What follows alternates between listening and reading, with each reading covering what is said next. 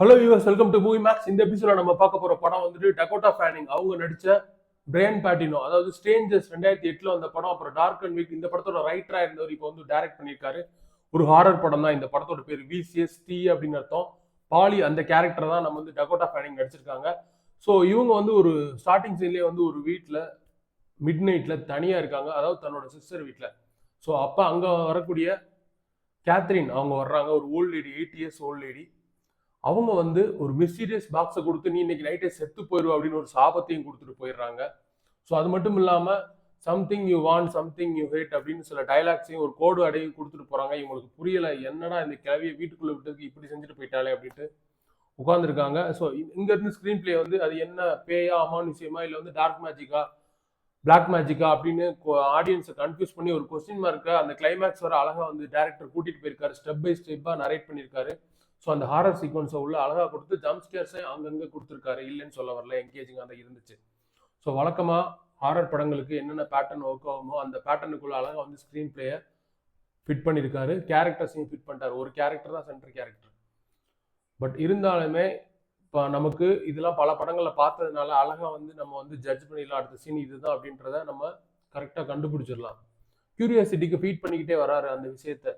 So அந்த haunting பண்ணுறது என்ன விஷயம், ஒரு டெமனா, இல்லை ஒரு இவங்களுக்கெல்லாம் ஒரு சைக்கலாஜிக்கல் ஃபேக்டர் தான் ஒர்க் ஆகுதா, இல்லை இவங்களாம் ஹாலுசினேட் பண்ணிக்கிறாங்களா அப்படின்றத படம் ஃபுல்லாக வந்து ஸ்க்ரீன் பிளேயில் வந்து ஒரு டைடி ஸ்க்ரீன் பிளே கொடுத்துருக்காரு. நான் சொன்ன மாதிரி கிளைமேக்ஸ் அப்படின்றது ஒரு சின்ன ட்விஸ்ட் இருந்தாலுமே உங்களோட இன்ஸ்டிங் கரெக்டாக வேலை பார்த்துச்சுன்னா இதான் கிளைமேக்ஸ் அப்படின்றத நம்ம கரெக்டாக சொல்லிடலாம். ஏன்னா பல படங்கள் பார்த்துருக்கோமே இந்த மாதிரி. ஸோ அதுதான் பர்ஃபார்மன்ஸ், சினிமோட்டோகிராஃபி, அப்புறம் வந்து சவுண்ட் டிசைனிங், மூணுக்கு தான் இந்த படத்தில் பக்காவாக ஒர்க் பண்ணியிருக்காங்க. பழைய ஸ்கிரிப்டை வந்து நமக்கு ஃப்ரெஷ்ஷாக காமிக்கிறதுக்கு இந்த 3 டிபார்ட்மெண்ட் தான் பக்காவாக ஒர்க் பண்ணியிருக்கு. அதாவது சினிமாட்டோகிராஃபி அப்படின்றது ரொம்ப அழகாக வந்து விஸ்வலாக ஹாரரை கன்வே பண்ணுறத அதிக குறைச்சி சவுண்ட் அப்படின்றத அந்த பேக்ரவுண்ட் மியூசிக் அப்புறம் வாய்ஸஸ் மூலியமா ஹாரர் சீக்வன்ஸை அழகாக வந்து சீன் பை சீன் எலிவேட் பண்ணியிருக்காங்க. ஸோ அது வந்து டெக்னிக்கலாக ஒரு நல்ல விஷயம்தான். ஸோ அதை வந்து நம்ம ஒன்றும் தப்பு சொல்கிறதுக்கு கிடையாது. படம் பார்க்கும்போது ஜம்ப் ஸ்கேர்ஸுமே ஒரு சில இடங்களில் ஒர்க் ஆயிருக்கு, ஒரு சில இடங்களில் ஒர்க் ஆகலை. அது ஒரு சில பேருக்கு இந்த படம் பார்க்கும்போது இந்த மாதிரி ஜம்ப் ஸ்கேரா அப்படின்னு அந்த மாதிரி ஆடியன்ஸ்க்கு அப்படிதான் தெரியும். அதாவது ஹாரர் அப்படின்னு சொன்னாலே பயப்படக்கூடிய ஆடியன்ஸ்க்கு. பட் நம்மள மாதிரி ஆளுகளுக்குலாம் எந்த மாதிரி ஹாரர் சீக்வன்ஸ் வச்சாலுமே பயம் அப்படின்றது வராது. ஏன்னா அவ்வளோ படங்கள் பார்த்து பார்த்து பார்த்து வெறுத்து போயாச்சு. அதுதான் காரணம். இருந்தாலும் ஒய்டர் ஆடியன்ஸ் அவங்களோட பாயிண்ட் ஆஃப் வியூவில் பார்க்கும்போது ஒரு டீசென்ட்டான ஹாரர் மூவி அப்படின்னு தான் சொல்லுவேன்.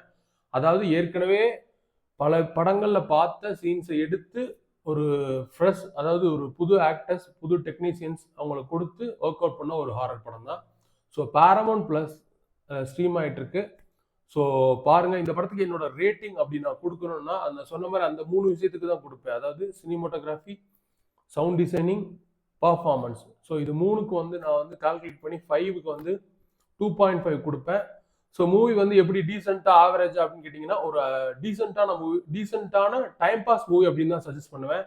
ஸோ இந்த படம் கண்டிப்பாக நீங்கள் பார்க்கணும் அப்படின்னு சொல்ல மாட்டேன். உங்களுக்கு டைம் பாஸ் பொழுது போகணும்னா இந்த படம் பார்க்கலாம் அப்படின்னு சொல்லுவேன். ஸோ தேங்க்ஸ் ஃபார் வாட்சிங். சப்ஸ்கிரைப் அவர் சேனல் மறந்துடாதீங்க.